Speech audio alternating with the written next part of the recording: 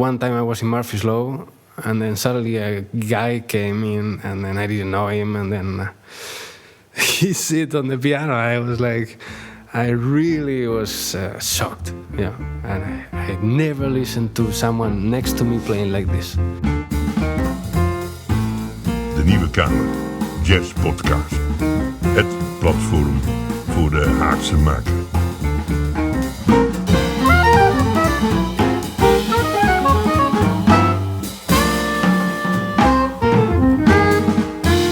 Je luistert naar een aflevering van Podium de Nieuwe Kamer. Een gloednieuwe podcast over jazz. Met gesprekken en swingende live optredens van Haagse jazzmuzici. Mijn naam is Ben van der Dungen. En vandaag praat ik met één van de koplopers van de nieuwe pianogeneratie. Het is een enorm swingende pianist. Een innemende man die er net zo goed uitziet als dat hij speelt. Hij komt uit Madrid, maar hij woont in Den Haag. Welkom, Miguel Rodriguez. Thank you.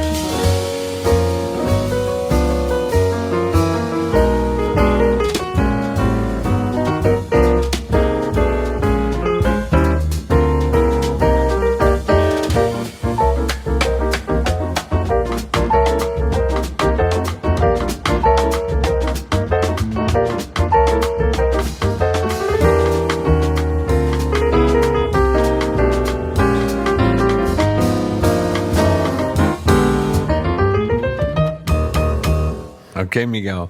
Even een huishoudelijke mededeling. Miguel die komt uit Spanje en spreekt natuurlijk vloeiend Spaans. Ik niet. En daarom doen we deze podcast in het Engels.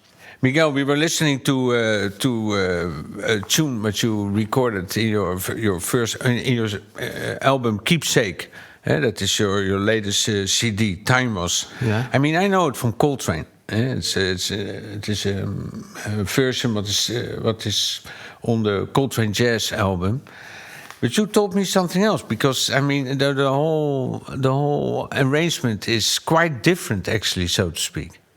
Yeah, I also know it from Coltrane. Like it very much, but I discovered that actually the tune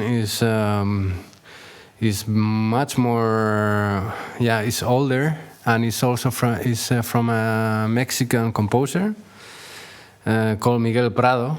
Uh-huh. Yeah, and I found this version of Xavier Cugat, which is actually a Spanish, Catalan. Oh, your favorite part of Spain? Yeah, it's great. And, he actually, for some reason, ended up in New York, and he had his own orchestra. He was a conductor. And he recorded this version of Time Was, that actually the real name is Duerme. What does it mean? Duerme means sleep. I think it's kind of a lullaby, so it's a soft and a slow tune, but then it became different after. Uh-huh. But the version is more like a bolero kind of thing, cha-cha-cha, something like that. So I liked it so much, but I also liked so much Coltrane version. So I made an arrangement, and I tried to put the two versions in one. So yeah, I hope you it's like a great arrangement. I really like it. So, shall we listen to the original? Yeah, you like that? Let's listen to the Xavier Cugat.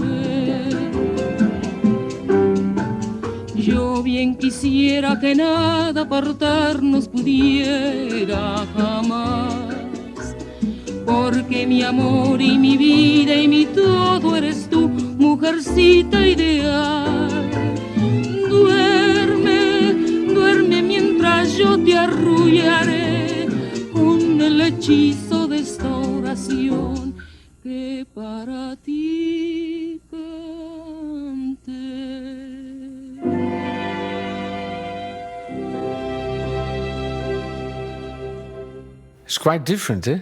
It's also the harmony is more. Yeah, that's actually what I like the most. Is that more kind of classical harmony arrangement, more inner voices moving, and I mean Coltrane is more like 1/6 to 5 kind of thing, and then this is all kind of harmonies in the going on, and yeah, and I liked it. If I listen to you as a piano player, I know you already some years. We were playing together and we were touring together. But I mean, and we also are, always sitting in the car. But I mean, I noticed that, your inspiration is not really coming from the modern piano players. Actually, you're always listening to other people. Actually. Yeah, I mean, it's a it's a combination. I think. I mean. I also like modern piano players and bebop players, and but probably because at the beginning when I started to liking this kind of music, probably what I had at home to listen to was a little bit older, and then all kind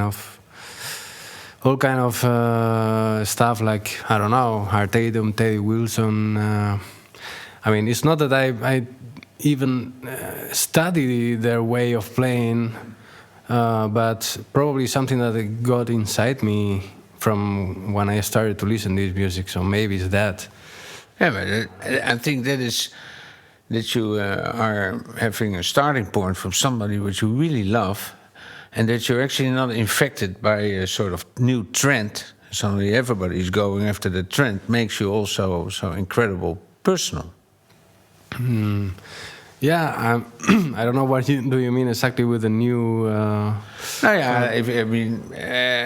teaching at the conservatory, and there's always a new trend. And then suddenly, I have 15 students, and then there's a new guy coming up, and suddenly everybody likes him, and everybody is forgetting. What was where it is coming from, or some other like Art Tatum and Teddy Wilson. It's before the bebop period. Yeah, it's a completely other vocabulary.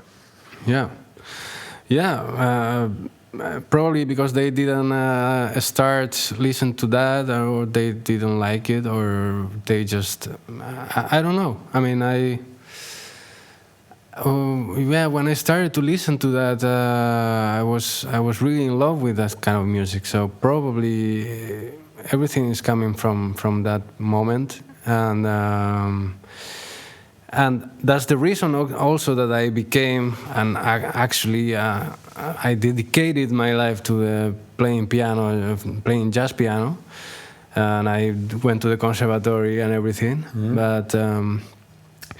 I understand. I love the new players and some modern players, but what is really, really touching me is coming from the past. So, if we're talking about Art Tatum, what is your favorite?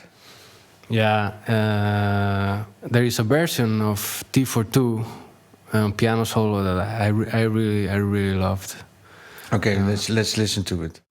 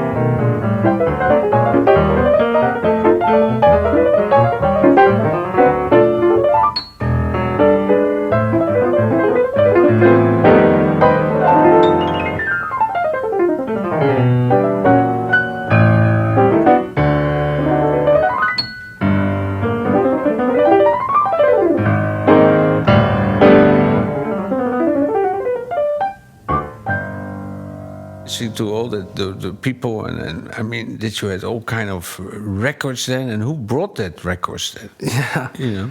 Well, I mean, my parents, they were always into music. I mean, they actually met in a choir, so you know. But they, I mean, they didn't have any jazz records, so they were more into classical, or you know. My father is like a crazy fan of Bach, and he had all Bach records. But the jazz is coming from my uncle. He's a brother of my mother. He, for some reason that I don't know yet, I mean, I still don't know, he loved jazz, and he has some a lot of records, actually vinyls. And one time he was moving, and so he had to move from his apartment to another place, and he didn't know where to put those records. And it ended up in my place when I was a kid, and they were there for 6 months, 1 year, or something like that. And my brother and me started to listen to it, and we really loved them for some reason. I don't know why. We were kids. We were not surrounded by the music. Our friends were not listening to that.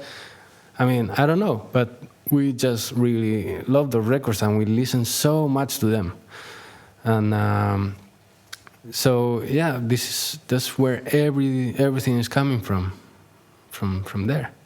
And you told me that there was one box, a verb box. Yeah, this was also because actually my brother has a lot to do with that I'm actually doing this, because yeah, he's older, 2 years, and he really loves jazz. He's more like a how you call it, like a freak, you know? Yeah, more than you. He's maybe more freak than me, but he never. I mean, he plays drums, amateur, but he never wanted to study, or he never wanted to study music, or you know. But he really loved it, and then I remember he ordered this box. It was like a CD collection from the best of Verve. I mean, the record label. It's called the Verve Story CD box. And there was, I don't know, maybe like in total like 50 songs, you know. But everything was there. I mean, I didn't know. I discovered everybody that I like in jazz in that box. I mean, there was Lester Young, Charlie Parker, Tatum, Lionel Hampton, Ella Fitzgerald, Stan Getz, Bud Powell, DC. I mean, everybody was there, and yeah, I listened so much to those records. Okay, let's listen to one song from that box. Yeah, maybe the All of Me from Teddy Wilson and Lester Young. Okay. Yeah.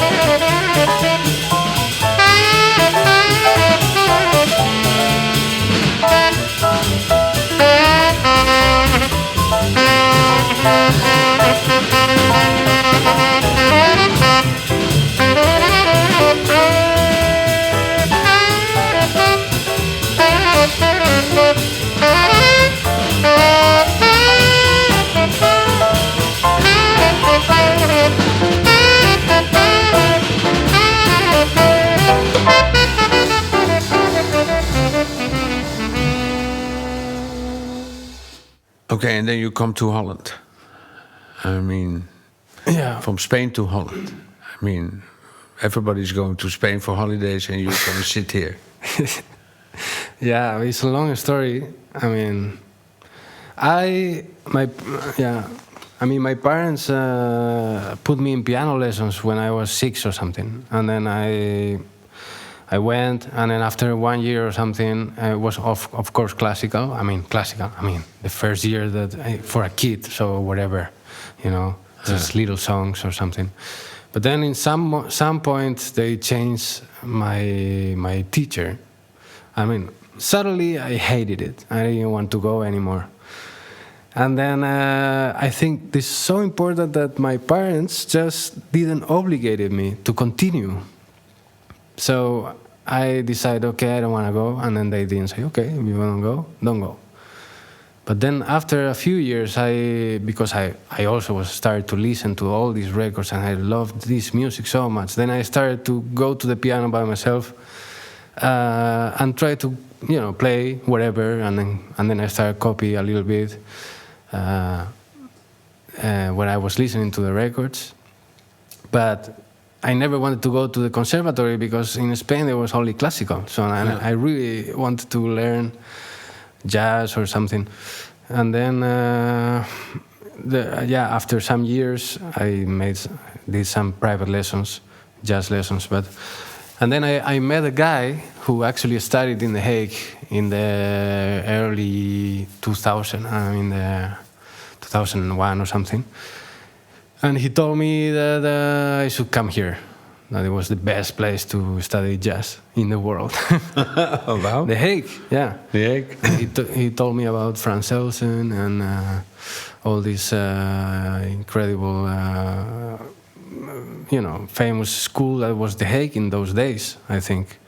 And you come here then, and then you have lessons from Rob van Bavel, and then you go to a jam session and you meet Peter Bates.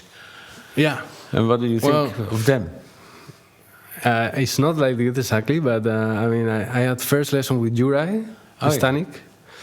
I really liked his lessons and I learned a lot, but for me it was a little bit too much for the first year because I didn't really know anything when I came. And then, but anyway,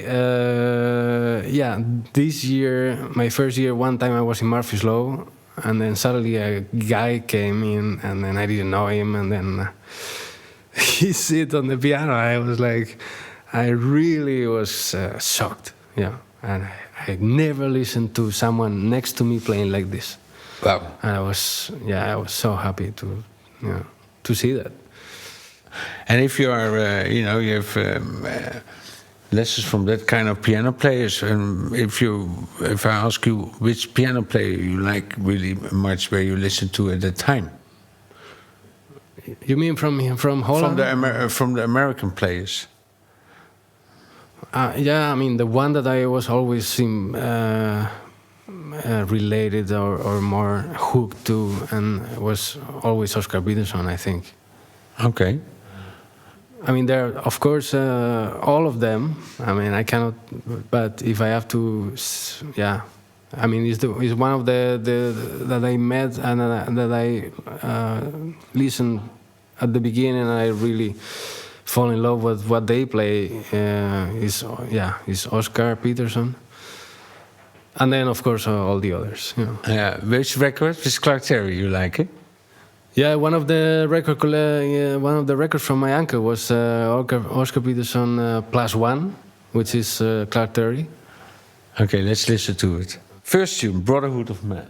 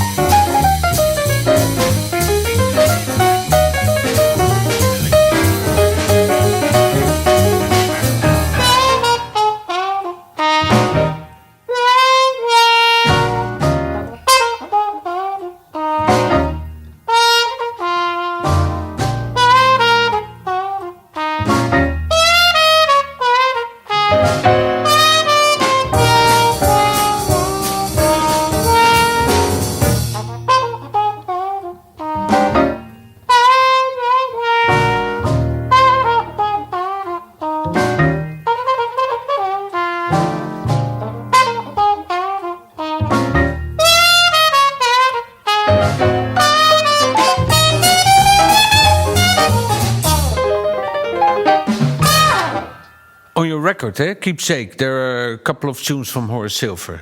That is... I was surprised, actually. And also really tunes which you not really are... it's not really known tunes. Yeah. Like The Outlaw. Yeah, I mean, I actually 3 tunes from Horace Silver in the record. But, I don't know if... I love Horace Silver because I met him for the first time in a video and a tape from actually he played in a festival in Spain in San Sebastian. It was one of the most famous festivals. I don't know, in the 90s or 90 something. And in that period he was playing with a septet. I didn't know Horace Silver when I saw that video. And I really liked it. It was all his arrangements for 4 horns plus the rhythm section, and also his solos. And I was actually learning piano when I was a kid, and I saw him playing, and I was I couldn't believe how he played. His technical he approach to the keyboard with his hands was so weird. I never saw something like that in my life. But the sound that he was getting out of the piano, was so strong. So funky also. Yeah. And all this kind of, he just hits one note with 5 fingers. Okay. Yeah, completely different than Oscar Peterson. Completely different. But his personality was so strong. And I was so shocked. And I was just starting to know how it works, and also the 4 horns sounding together with an arrangement. It's also first time I was listening harmonized. It sounded so good, and I really fell in love with that sound. For me, if I listen to Horace Silver, then one of his strongest elements, the strongest elements in his music, except the groovy and funky piano playing, and is also the choice of the people. Like the front section is always so incredible, peculiar, so typical. If the Brecker Brothers were playing there, of course, Freddie Hubbard. Of Lee Borken with Hank Mobley. I love always that sound. Yeah. Don't you miss it in the trio arrangement? Yeah. I tried to... of course, I'm not the first or the one to do that or whatever, but I like the arrangement and the sound of the quintet. And I tried to make the same arrangement, but on the piano trio format. So nice. Because it's not easy because of course the horns are doing something, and he's of course answering with the keyboard. Yeah. It's 2 different things. I tried to put everything together in the arrangement and make it just as for the trio. But it's also funny that you say about the lineups, because the Outlaw, that is one of the ones in the record, is actually with R. Farmer and Clifford Jordan on the tenor. Eh? Whoa. Yeah. Clifford Jordan, I'm a fan of that guy. Yeah. I don't know the record so much, actually very well. So Further Explorations with Horace Silver Quintet. Yeah, I think it's the 2nd or 3rd or something. And you're going to play an arrangement, Creeping In. But that is not... Creeping In, no, this is from Horace Silver and the Jazz Messengers. Oh, okay. Before the... Right, nice. Are you playing with a couple of guys? Maybe you can introduce them? Yeah, I'm playing with, on the bass, Steve Swanik. He's actually friend, neighbor. Okay. Great player. Just his colleague from the... I know him for years already. And then on the drums is I really liked him the first time I saw him in Amsterdam. He's from Amsterdam. Wouter Koene. Young guy, but really, really nice guy and really incredible drummer. And and also I love the how you say. That he really wants to get involved in stuff, it's not, he wants to do it, he wants to rehearse, he wants to play, he wants always, so I like this kind of guys. I prefer this than call some famous guy and have to pay a lot of money only for 5 minutes, and then only one take allowed, and then they go, I know, this is perfect. Let's listen to it. Creeping.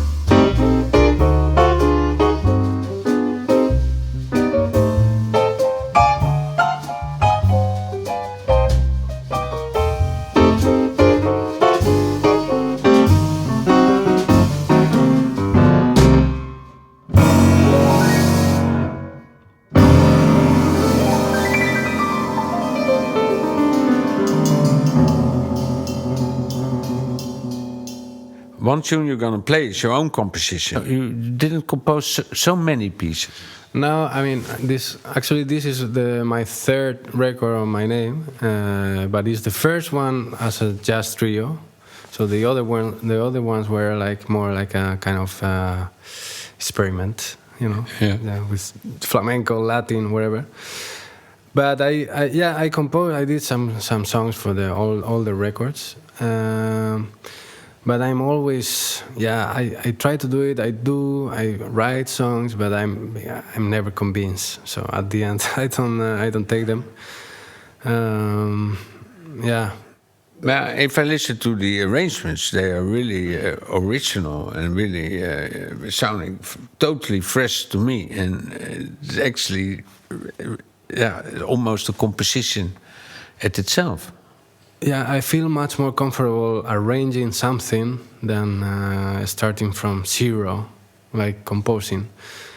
And I really enjoy the arrangement doing part. Even I did for big band and I did for strings, and I really like the process of doing it. They're also always so rhythmically, so very delicate, but not extremely overdoing it in strange rhythm. But it is so elegant in the rhythmical ensemble playing. I have to stop myself sometimes because it's too much, and I listen back and say, "Wow, it's over arranged" or something. But I really like the arranging parts. Oh, great! But who are your favorite composers? Yeah. It depends. I mean, for instance, for Horace Silver, you know, when we were talking before, like I don't know why his way of composing is so original. I think, you know, like, and also personal, and I mean, I don't know, really rich. And then the Outlaw, for instance, is so weird, and the form is weird. It's really difficult to play a solo over. And it's all different rhythms, rhythmical stuff, but for some reason I like it. I cannot explain why, but it's just. Now I tell you a secret. For me, is my favorite composer is also Horace Silver. Yeah. And I mean, I first of all, I am attracted by his front linie. You know, the lineup. It's always great. Bob Burke, or then suddenly Joe Henderson with Woody Shaw, Stanley Turrentine with whatever. It's always great. It's one of my favorites. Also because it always has a sort of Latin aspect in it. What I like. Yeah, me too. But of course, we are talking about not the standards, because if we talk about the standards, I mean, of course, I love all the American songbooks songs, you know. No. But is it you're playing some standards that are not really known, or not occasional in the repertoire of everybody? Yeah, I also try to not to do stuff that everybody does, so it's a little bit on purpose. But yeah, I like the old recordings where there are songs that are recorded with singer and an orchestra, and and everything is of course arranged with an orchestra, and the melody is clear and everything. So also. Is how the music for all movies, and a lot of movies use those kind of music. So I also took a lot of inspiration from that, and I was like, okay, why? Who's playing this? And I checked, and then I discovered some other songs that I never heard before, and then they are nice, and then I try to play with the trio or something. You come always with some old movies, and then I think, oh yeah, I knew that song, but it's, like last time you came with that song from The Shining. Yeah, because I don't know why I was listening to a record by the Ray Noble Orchestra. And it was with Al Bowley, the singer. Bowley, great. Yeah, Bowley. But and then I heard this song midnight and the stars and you. Yeah, great. And then I thought, where is this coming from? I know it. And I start thinking, and then I know, and it's the end of The Signing, the movie from Jack Nicholson. That he's in that picture. He's in that picture, when the guy is in the picture, and then it's a zoom going, Yeah, great. from the camera, and he's sounding there. And I took a lot of, I mean, the movies are really amazing for that. I mean, they give you a lot of nice melodies and discover old orchestras and singers that I never heard before. And also, I thought, I mean, because we know as a jazz players how many standards can we heard, maybe, I don't know, a lot, 200, 300, whatever. But actually, there are like millions of songs, Yeah. I mean, every time I listen to some record like that, I mean, I don't know almost anyone. And there are weird titles, and then I never heard before. So there's so many songs, Okay, but first we're gonna listen to a song of yours. Oh, yeah. What is the name of it? Claudia's Favorite. And Claudia is? Yeah, it's my girlfriend. I was rehearsing with the guys for the record, and then she was downstairs and she listened to the rehearsals, and I was like, do you like it? And I said, yeah, I like always that one that you're playing that is more like, And then I didn't know, I was thinking about a title and it never came, and then I thought, okay, Claudia's Favorite. This. Perfect. Let's play it.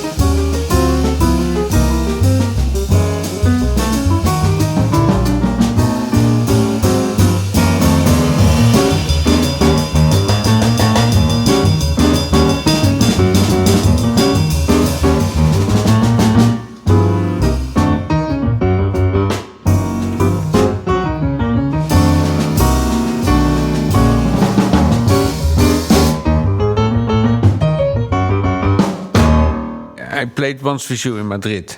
Yeah. And I mean, Madrid is an incredible city. You know, it has a sort of history and flavor and greatness. I mean, you know, I don't want to put my own city down, you know, like The Hague, but I mean, there is a big difference. Yeah, I love it. It's actually my favorite city. Madrid or The Hague? Madrid.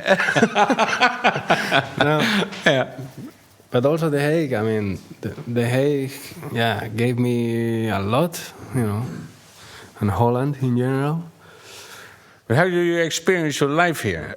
Yeah. Why now- do you stay here? Not that I want that you, you know, get the hell out of here. But I mean, At the beginning, it was very hard. I thought like I cannot survive this, you know, like the weather and I had very difficulties with the language because I didn't know any English. I mean, also not now, but you know, a little bit better. I didn't know English and I didn't understand nothing. I didn't know anything about anything, you know, and I was very young. And I thought I couldn't make it, you know, and then I made it, and I slowly started to get used to it, and then I did the whole conservatory, and then when I was at the end, like in the masters already, I started to do, I was already doing gigs a lot, actually, and I was feeling good with the people I was playing with, and then I finished the master. And I thought, okay, then I have to go. And I said, why? You know, I'm happy. I'm playing. Why do I have to go? So, yeah, I just stayed. And then immediately, big names from Holland were calling me. And then I was really scared at the beginning. And then, you know, I was feeling great with the musicians I was playing with. Especially with the rhythm sections, that in Madrid is different. There's also a big reason that I stay. I mean, I'm not saying it's bad there, but they're completely different. You know, they are not focused into. what is the difference? I think Madrid's too big, and then it's so many. You have to play so many kind of music if you want to survive. You know. And then you have Latin, you have a lot of Cuban people, you have a lot of modern jazz players, funky bands, blues bands, jazz bands, Latin bands, you know. But not specialized. But not specialized on for instance, the drumming or the bass playing that you can find here, you know. I mean, the straight ahead playing, jazz playing from Holland, is the one that I enjoy the most. So it's not difficult it's not easy to find this in Spain, because it's not because they are bad or anything, of course, it's because they don't play it. So they are not used to it. But I mean, you know, from I listened to some records with some Dutch players from our old teacher, from Teto Montolio. Oh yeah, I love him. I mean, that's incredible piano player. Yeah. It was also one of the guys when I was a kid I was shocked about. And also the fact that it was from Spain makes it a little bit closer. And I transcribed stuff from him, and I really love him. Yeah. And you know that he did some records with, for instance, with Ferdinand Povel. I didn't know. I think you told me sometime. Yeah. Dusko Gorgovic live at the Domicile in Munich. It's amazing piano player. Where can you find that record? You have it? I have it on. I taped it. You know, I mean. I have it in my computer. But I think there is also on YouTube. I don't know. I cannot recall anymore the name of the record company. It's probably a sort of album, but is safe because of, you know, the fans of that guy, that special guy. But he also did he's also on a record with another teacher like Selnestico. Yeah. Yeah, he played with everybody. Everybody. Amazing, eh? Yeah. But I mean, if there was a piano player like him, then there had to be also a bass player or a drummer. How else can you play like that? Yeah, there were some people, but I didn't see them live because I was too young. Maybe I was a baby. I mean, Yeah. I didn't even see him live, never. But there were some people, a German guy, Per Boris, and a bass player from England or something that he was living in Barcelona, but not many, of course. Maybe a couple, in Spain. You can consider him as a sort of godfather of the jazz music in Spain. Yeah, I think so. Yeah, I think so. I mean, he played with Dexter and then with Ben Webster. I mean, with everybody. Yeah. And you're gonna play one more tune, and that is a ballad. Yeah. I never heard of it. Anytime, anyway, anywhere. Yeah, but that's why, because I did it on purpose. No, there is. This is from Nat King Cole record. I got it from Big Band Cold. This is Nat King Cole with a big band. Yeah, he plays it actually in 4. I do a version in 3/4. Yeah, I just took it from there. I also don't know another version. Great. Let's listen to it.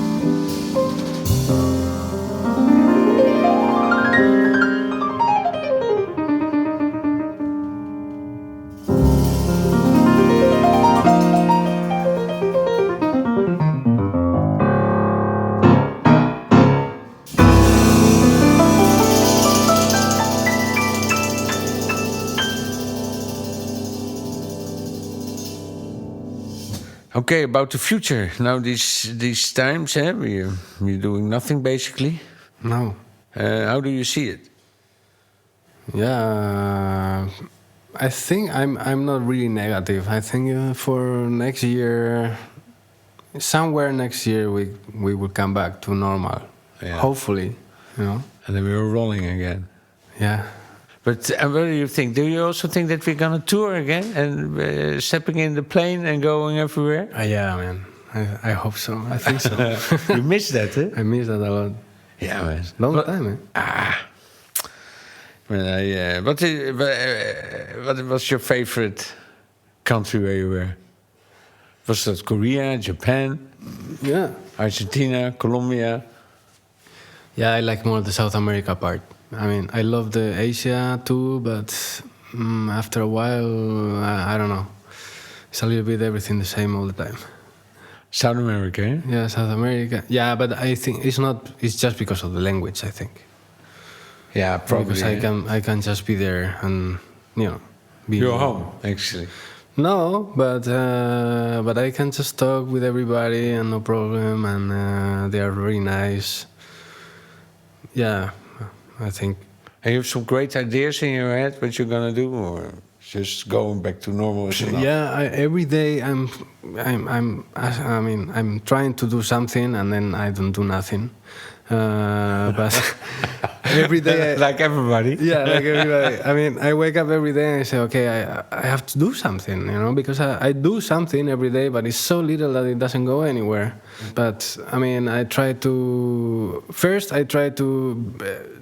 learn how to tune my own piano because I had nothing to do. So okay, then it was a nightmare and it was impossible. I did it and then it was a mess. So I had to call a guy, fix it. Then I tried to get into the home studio and try to record by myself. But it's a whole crazy world that also costs a lot of money. But I'm still on it, try to record. I already did something for some people that they needed a piano for some songs, and then they sent it to me, I recorded it, I sent it back. But trying to learn a little bit more about that. And also teaching online to a couple of guys. And I want to do a new record, of course, a new trio record. But I'm still thinking what the repertoire should be. Likewise, the third one? Likewise? Yeah, it's the same? Yeah. Sort of, in the same way, tradition? Yeah, I don't know. I was thinking to do all originals, but I don't have material enough. But... I'm trying to compose something and I don't know. I have so many things trying to do something. Dit was De Nieuwe Kamer, een podcast over jazz. Heb je genoten? Abonneer je dan en laat een goede waardering achter. Dankjewel voor het luisteren en tot de volgende keer.